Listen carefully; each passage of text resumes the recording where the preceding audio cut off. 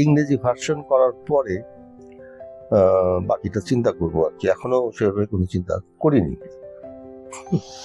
দর্শক, আপনারা হয়তোবা আজকে অতল দল কালো জল উপন্যাস নিয়ে অনেক কিছুই শুনলেন এবং আপনাদের মনের মধ্যে লুকানো অনেক উত্তর হয়তো আজকে ঔপন্যাসিক সরাসরি দিয়েছে, যেটা আসলে আপনাদের হয়তোবা প্রত্যাশাও ছিল।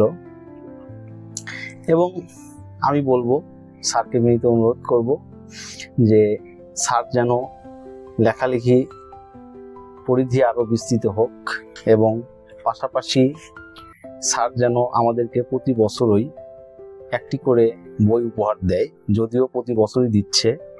এবং নতুন একটি যে উপন্যাস চলমান রয়েছে সেটা হয়তোবা আশা করা যাচ্ছে আগামী বছর আমরা আলোর মুখ দেখব এবং আমাদের হাতে এসে পৌঁছাবে ইনশাআল্লাহ। এবং তার পাশাপাশি স্যার কোরআনের উপর গবেষণা করছেন এবং হ্যাঁ, কোরআনের জ্ঞান কোরআনের বিজ্ঞান, এটা নাম 2 খণ্ড, 6 খণ্ড হবে, 2 খণ্ড হয়েছে। তো আমি সবাইকে বলবো যে আপনারা এই বইটাও কোরআনের জ্ঞান কোরআনের বিজ্ঞান, এটা পাতা উল্টিয়ে দেখতে পারেন। এবং আমার যে প্রথম উপন্যাস অতল দল কালো জল, এটাও পড়ে দেখতে পারেন। অশ্লীলতা বিবর্জিত একটি উপন্যাস। আমি দেখাতে চেয়েছি যে অশ্লীলতা ছাড়া বড় সাহিত্য, বড় লেখা, বড় বই, বড় উপন্যাস হতে পারে কিনা।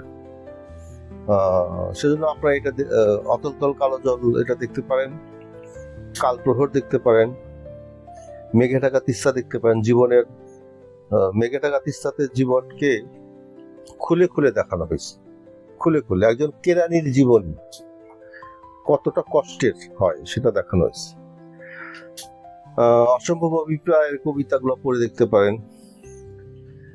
কোরআনের জ্ঞান কোরআনের বিজ্ঞানে কোরআনের ভিতরে যে বিজ্ঞানটা আছে সেই বিজ্ঞানটাকে আমি ফোকাস করেছি। দেখতে পাচ্ছেন সাহিত্য পড়া উচিত। আমাদের দেশে সাহিত্য পড়া কমে যাওয়ার কারণে আমাদের ভেতরে যে পশুবৃত্তি সেটা এখন প্রকট হয়ে উঠতেছে। সকল সভ্যতায় সাহিত্য অনস্বীকার্য ছিল এবং সাহিত্যের যে গুরুত্ব সেটা ব্যাপক ছিল। আমরা বই পড়া ভুলে গেছি, বই পড়া কমিয়ে দিয়েছি। সেজন্য আমরা আমাদের মনকে, আমাদের দেহকে, আমাদের চিন্তাকে আর নিয়ন্ত্রণ করতে পারি না।